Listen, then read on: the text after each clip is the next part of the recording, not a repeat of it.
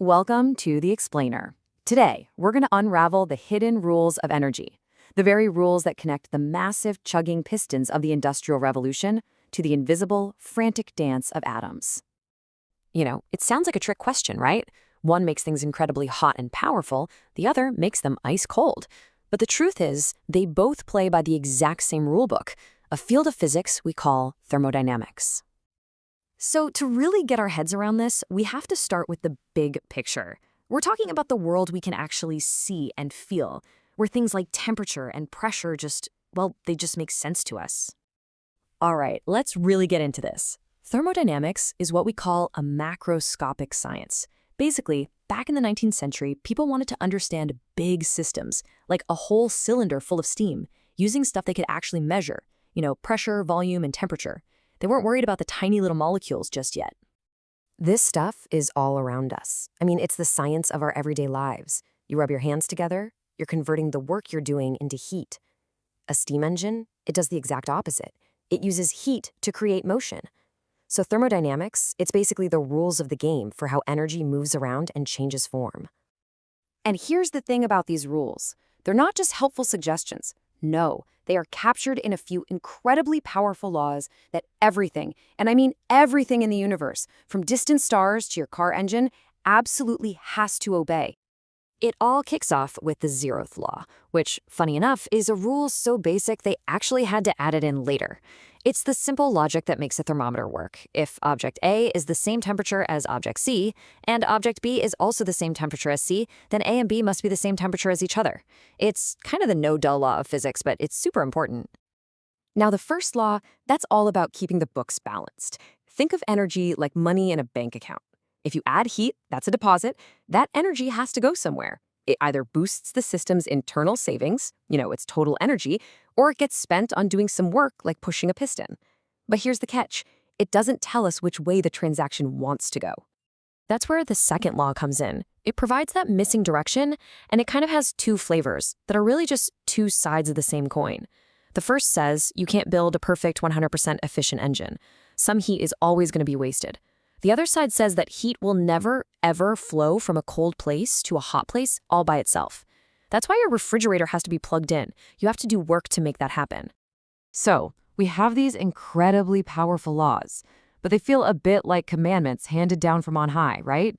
They tell us what happens, but they don't really explain the why. Yeah, what even is temperature? And why does heat always flow from hot to cold?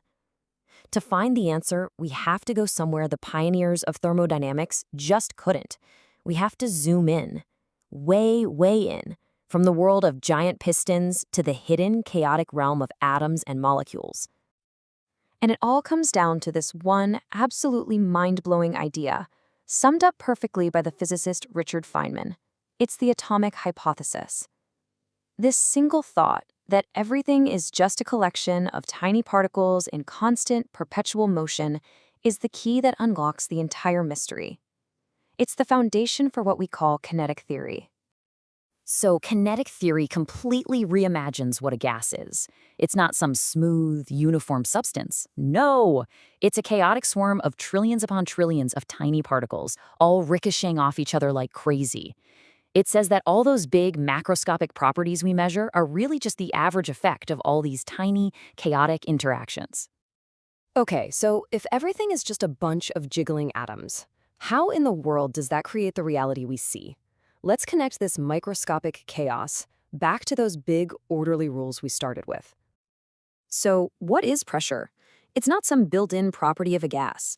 It's the collective, relentless force of countless tiny particles, each with its own mass and velocity, just slamming into the walls of their container over and over and over again. That steady force you feel, it's the average result of this invisible molecular machine gun. And now for temperature. This is the big reveal. Temperature is not some abstract idea of hotness. It is a direct measurement of the average motion of the molecules in a system. That's it. Hot simply means the molecules are, on average, zipping around and vibrating much faster. Cold just means they're moving slower.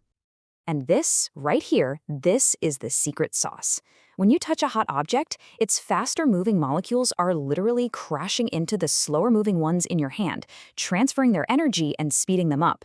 That feeling you get? That is heat. It's why heat always flows from hot to cold. It's not some mystical law. It's just the simple mechanics of motion happening on a ridiculously massive scale. So once we finally understood this deep connection between the micro and the macro worlds, between all that molecular motion and the heat we can actually measure, well, that's when we could start to control and manipulate energy in some truly incredible ways. This understanding lets us engineer all sorts of specific outcomes just by controlling a few variables. Take, for example, a process where you don't let any heat escape. We call that adiabatic. You've felt this before. When a gas expands really fast, like from an aerosol can, it has to do work on the air around it. That work uses up its own energy, and its temperature plummets. That's exactly why the can feels so cold. And this brings us right back where we started, to the steam engine. All heat engines, whether they're in a train or a massive power plant, operate on this exact principle. They tap into that natural flow of energy from a hot place to a cold place, and they cleverly divert a fraction of that energy to do useful work for us. And the wild part? The maximum possible efficiency of any engine is dictated purely by the temperatures of its hot and cold ends. You know, when you think about it, from the very first steam engines that were built on simple observation to the fusion reactors we are now designing with atomic-level precision, our entire technological journey is really just the story of us getting better and better at understanding and mastering these fundamental rules of energy.